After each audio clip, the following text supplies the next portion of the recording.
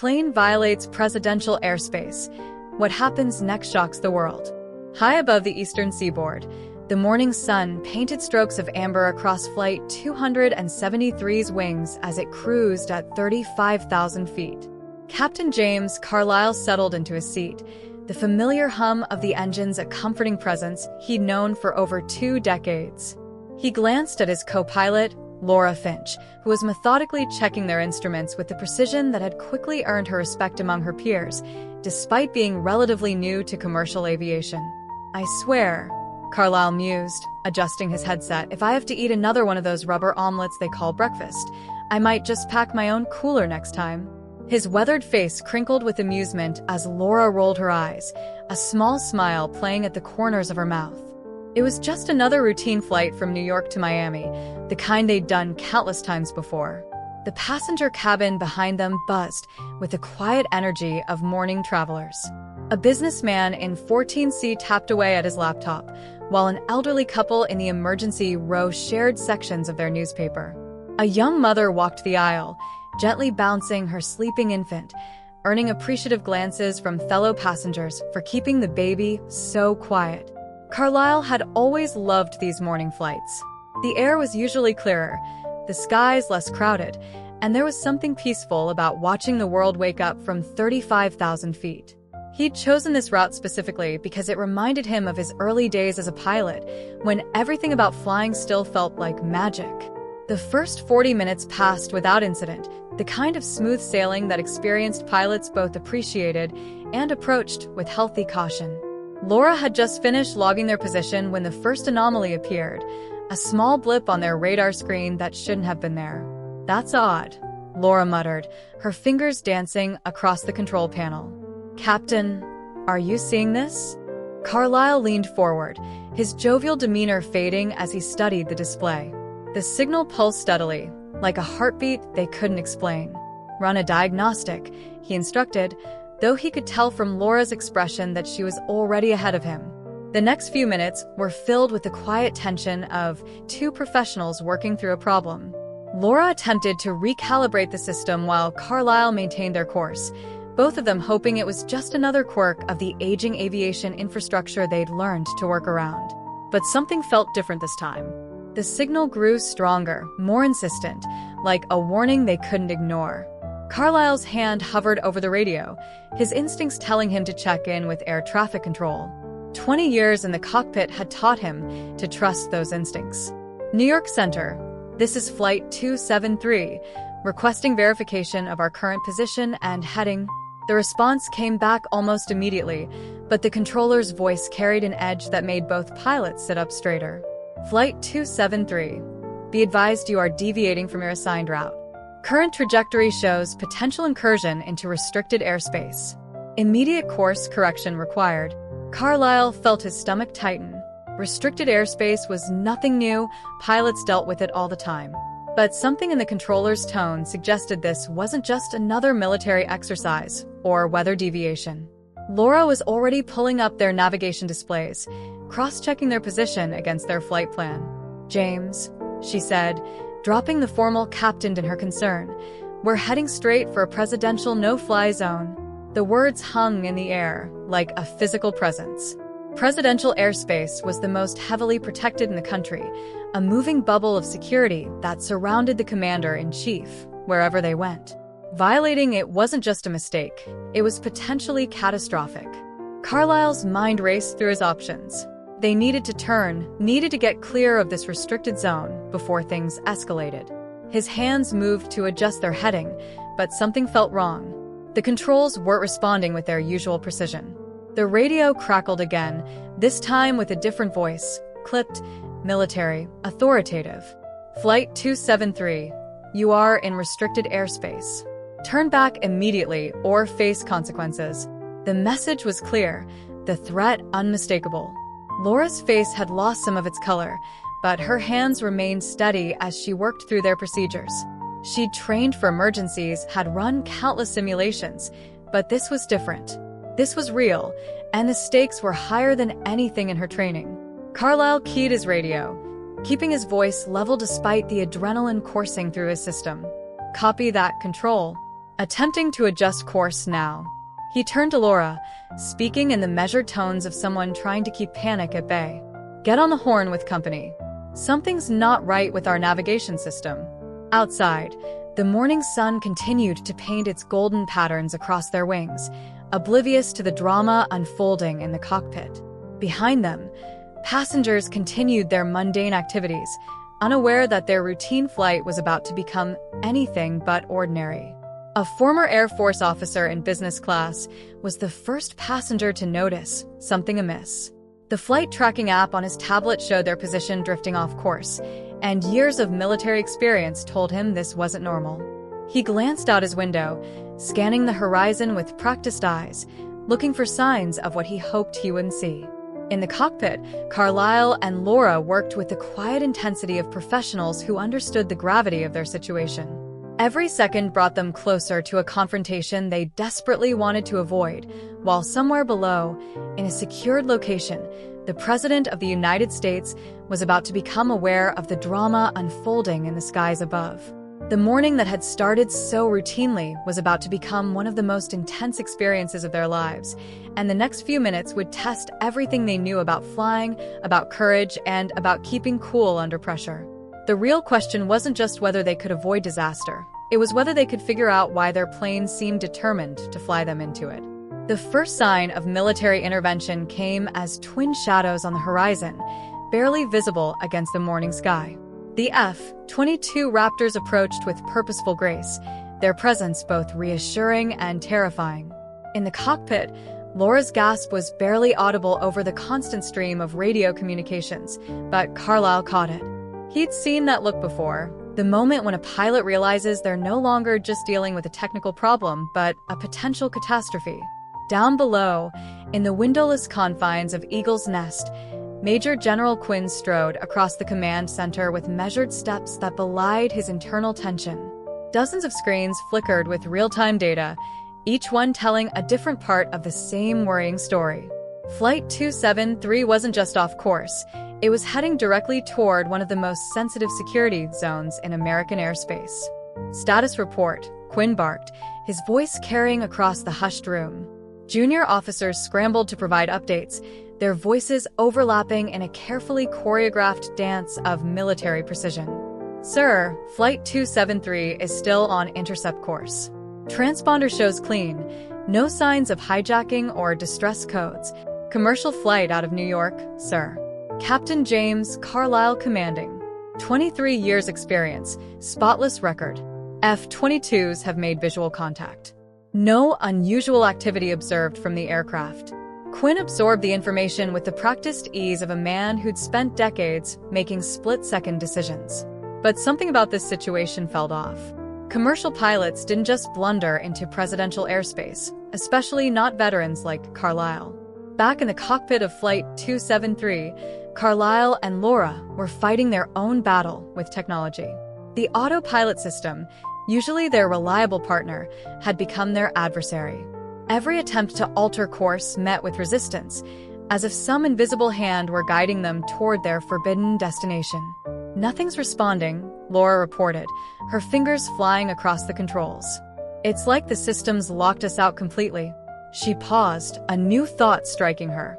Could it be a cyber attack? Carlisle didn't have time to consider the implications of that possibility. The radio crackled again, this time with a voice that carried the weight of imminent action. "Flight 273, this is Raptor Lead. You have 60 seconds to alter course, or we will be forced to take defensive action. Do you copy?" In business class, the former Air Force officer, Michael Chen, gripped his armrest tightly. He'd seen the fighters approach, recognized the intercept pattern they were flying. His wife, Sarah, noticed his tension and squeezed his hand. "Mike, what's happening?" "Something's very wrong," he whispered, careful not to alarm nearby passengers. "Those are F-22s, and they're not here for an escort." 20 years in the Air Force had taught him the difference between a casual flyby and a combat intercept. This was definitely the latter. Throughout the cabin, other passengers were beginning to sense the tension. The plane's unusual movements, the visible presence of military aircraft, it all added up to something far from routine. Flight attendants moved through the aisles with forced calm, their practiced smiles masking their own uncertainty. In Eagle's Nest, General Quinn was moments away from giving the order no military commander ever wants to give. His hand hovered over the secure phone, the weight of hundreds of lives pressing down on him like a physical force. The president was in the secured zone below, and protocol was clear. No unauthorized aircraft could be allowed to breach that perimeter. But then something unexpected happened. The secure line rang first, and the voice that came through wasn't asking for authorization, it was giving new orders. General Quinn, the president's voice was clear and firm. I've been monitoring the situation. Hold your fire. Quinn's professional mask slipped for just a moment. Mr. President, with all due respect, that aircraft is 30 seconds from breaching the security zone. Standard protocol. To hell with standard protocol, the president interrupted. Something's not adding up here. Get me a direct line to that cockpit. In the cockpit, Carlisle and Laura were seconds away from attempting a desperate manual override of their entire system when a new voice came through their headsets, one that made them both freeze in disbelief. Flight 273, this is the President of the United States. I'm told you're having some trouble with your navigation system. The calm authority in that voice cut through the chaos like a knife. Carlisle exchanged a quick glance with Laura before responding. Yes, sir. We've lost control of our autopilot system. Manual override attempts have been unsuccessful. Captain Carlisle, the president continued, I've reviewed your record. 23 years of service, not a single incident. I'm betting today isn't the day you decided to start flying into restricted airspace for fun. Tell me what you need. That vote of confidence coming from the highest authority in the land gave Carlisle an idea. If they couldn't override the system normally, maybe it was time for something more drastic. Laura, he said, his voice steady despite the pressure. Remember that maintenance briefing last month? About the emergency circuit breaker? Her eyes widened as she caught his meaning. The circuit breaker was a last resort option, something that would force a complete shutdown of the autopilot system. It was risky, they'd lose all electronic navigation assistance, but right now that seemed better than the alternative. Sir, Carlisle addressed the president, we're going to attempt an emergency shutdown of our navigation systems.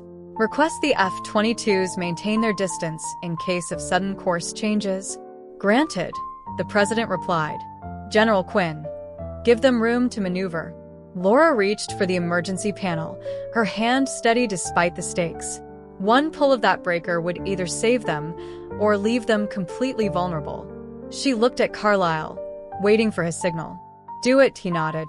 The next few seconds seemed to stretch into eternity. The circuit breaker required significant force to disengage, a design feature meant to prevent accidental activation. Laura braced herself and pulled with all her strength, feeling the resistance build until, with a satisfying click, the breaker gave way. The effect was immediate and dramatic. Every electronic navigation display in the cockpit went dark, and the subtle pressure of the autopilot against the controls vanished. The plane lurched slightly, now responding solely to manual input. Carlisle didn't waste a second. With the autopilot's interference gone, he banked the aircraft hard to the right, away from the restricted zone. The maneuver was more aggressive than he'd normally attempt on a commercial flight, but these weren't normal circumstances. In the cabin, passengers grabbed their armrests as the plane tilted. Drinks splashed, loose items shifted, and a few worried voices rose above the general murmur. But compared to what might have happened, a few spilled drinks seemed a small price to pay. The F-22s maintained their position, watching as Flight 273 finally deviated from its controversial course. In Eagle's Nest, General Quinn allowed himself to relax slightly as the radar showed the commercial airliner turning away from the restricted zone. But even as the immediate crisis passed, questions began to multiply. Who had tampered with the autopilot system? Why target this particular flight? And most importantly, was this an isolated incident, or the beginning of something much larger? The landing at Miami International Airport was anything but routine. As Flight 273 taxied toward its designated gate, Carlisle and Laura could see the welcoming committee, a mix of FBI agents, FAA investigators, and Homeland Security personnel waiting on the tarmac. The morning sun had risen fully now, casting harsh shadows across the assembled vehicles and personnel, their blue and red lights still flashing despite the daylight. "Ladies and gentlemen," Laura's voice was steady as she made the final announcement. "We ask that you remain seated until further instructions. We'll be deplaning in a slightly different manner today." It was perhaps the understatement of her career. In the terminal, curious onlookers pressed against windows as the drama unfolded. The sight of armed federal agents boarding a commercial airliner wasn't something you saw every day, even in Miami. Social media was already buzzing with speculation, blurry photos, and wild theories about what had happened. Michael Chun, the former Air Force officer, watched the proceedings with professional interest. As passengers were systematically interviewed and released, he found himself remembering similar incidents from his military days, though none quite like this. His wife, Sarah, squeezed his hand as they waited their turn, understanding that her husband's military background would likely lead to a longer interview. Meanwhile, in a secure conference room deep within the airport's administrative section, Carlisle and Laura sat across from a team of investigators. The room hummed with tension as they recounted every detail of the flight, from pre-flight checks to the final manual landing. "And you're certain there was no way to override the autopilot through normal means?" asked Special Agent Diana Martinez, her dark eyes intense as she studied their reactions. Carlisle leaned forward, his uniform still crisp despite the morning's stress. "Agent Martinez, I've been flying commercial aircraft for over 2 decades. What happened up there wasn't just a malfunction, it was a deliberately programmed course of action. The system wasn't just ignoring our inputs, it was actively fighting against them." In Washington, a different kind of drama was unfolding. The president had convened an emergency meeting of his national security team, the morning's events having raised alarming questions about the vulnerability of America's commercial aviation system. "What we're looking at," explained the NSA director, pointing to a complex diagram on the Situation Room's main screen, "is evidence of a sophisticated cyber attack. The malicious code was designed to activate at a specific time and location, taking control of the aircraft's navigation systems and directing it toward the president's location." The implications hung heavy in the air. Someone had not only managed to hack a commercial airliner systems, but had also known enough about the president's movements to turn the plane into a potential weapon. Back in Miami, the investigation was spreading outward like ripples in a pond. Teams of technicians descended on Flight 273, now isolated in a secure hangar. Every system was being analyzed, every line of code scrutinized. But it was a seemingly unrelated report from an airline in Asia that provided the first real breakthrough. 3 weeks ago, Agent Martinez explained to her team, spreading photographs across the conference table, a flight out of Singapore experienced an unexplained navigation anomaly. The pilots managed to correct it manually, and it was dismissed as a technical glitch. But look at the system logs. The patterns were identical, the same digital fingerprints, the same aggressive override of manual controls. What had seemed like an isolated incident was beginning to look like a test run.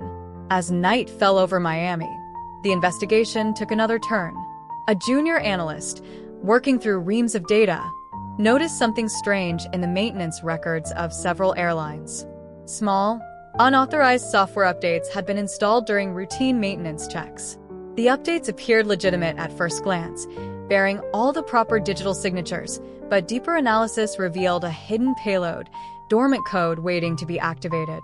The discovery sent shockwaves through the aviation industry.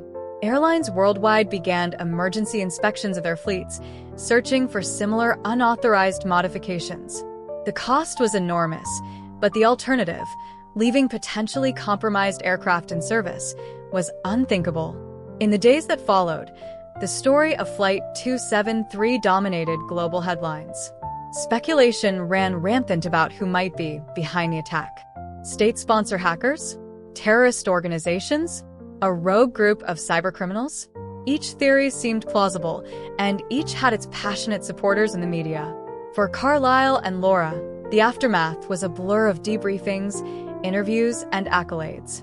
They were hailed as heroes, their quick thinking and courage praised by aviation experts and the public alike. But both pilots knew how close they'd come to disaster, how many things could have gone wrong in those crucial moments. A week after the incident, Michael Chen received an unexpected call. His experience as both a passenger on Flight 273 and a former military officer had caught the attention of the investigation team. They wanted his perspective on what he'd observed, particularly any patterns or anomalies that his military training might have helped him notice. "It wasn't just the fighter intercept that caught my attention," Chen explained to Agent Martinez in a secured conference room. "It was the way the plane moved. Commercial aircraft have a certain feel to them, a predictability in their movements. But during those crucial moments, Flight 273 was moving like a drone, precise, programmed movements that no human pilot would choose to make." His observations added another piece to the growing puzzle. The attack hadn't just been about taking control of the aircraft. It had been about making it perform in ways that would appear deliberate, provocative, almost like a signature left by the perpetrators. The breakthrough came from an unexpected source. A cybersecurity firm in Estonia, analyzing the malicious code, recognized elements of it from previous attacks on infrastructure systems. The code contained markers typical of a group known only as Nexus, a shadowy organization that had been probing the defenses of various nations' critical systems for years. But Nexus wasn't working alone. As intelligence agencies dug deeper, they uncovered evidence of collaboration between the cyber group and elements within several governments. The attack on Flight 273 hadn't just been about creating a crisis, it had been about testing response protocols, gathering data on how quickly and effectively the United States could react to a threat to its president. The revelation of Nexus's involvement transformed what had seemed like an isolated incident into something far more sinister. Intelligence agencies worldwide began piecing together a pattern of similar attempts, some successful, others thwarted, all designed to test the vulnerabilities of different nations' security protocols. In a secure facility beneath the Pentagon, analysts worked around the clock, correlating data from dozens of seemingly unrelated incidents. A passenger jet in South Korea that suddenly lost altitude control. A cargo plane over the Arabian Sea that deviated from its flight path. Each incident had been dismissed as a technical malfunction, but together they painted a disturbing picture. "They were mapping our responses," explained Dr. Sarah Whitman, the NSA's chief of cyber defense, during a classified briefing. Each incident was designed to reveal how different nations would react to various types of threats. Flight 273 was their most ambitious test yet, a direct probe of presidential security protocols. The investigation's scope widened dramatically. Teams of cyber specialists from multiple nations began working together, sharing information that would have been unthinkable months earlier. The common threat had forced unprecedented cooperation between traditional rivals. In Miami, Carlisle found himself unable to sleep, repeatedly reliving those crucial moments in the cockpit. During one particularly restless night, he drove to the airport, badge allowing him access to the secure hangar where Flight 273 still sat, surrounded by investigation equipment. In the dim light, the aircraft looked almost peaceful, betraying no sign of the drama it had been part of. Laura had taken a different approach to processing the events. She threw herself into working with the investigation team, her commercial pilot's perspective proving invaluable as they analyzed the attack's methodology. Her understanding of aircraft systems helped bridge the gap between the cyber experts and aviation specialists.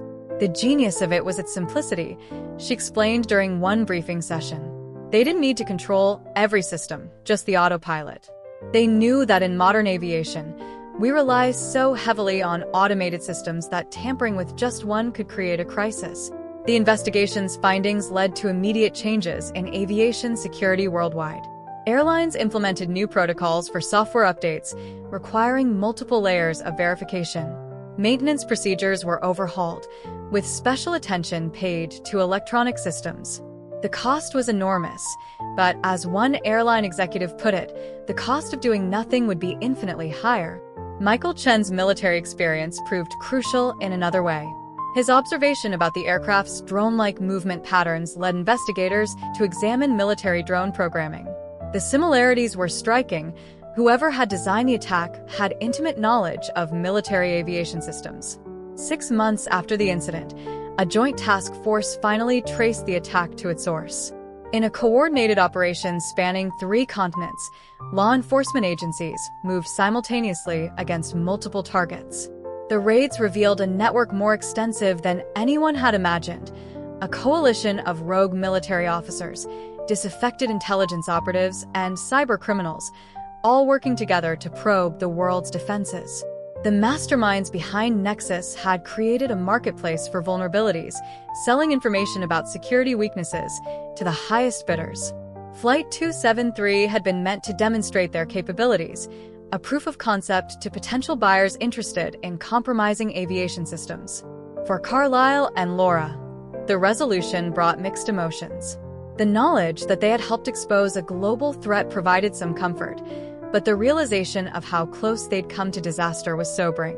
Both pilots eventually returned to flying, though their experience had changed them and the aviation industry forever. The ripple effects of Flight 273 continued to spread. Nations that had once viewed each other with suspicion found themselves working together to strengthen global aviation security. New international protocols were established, creating a framework for sharing threat information and coordinating responses to cyber attacks.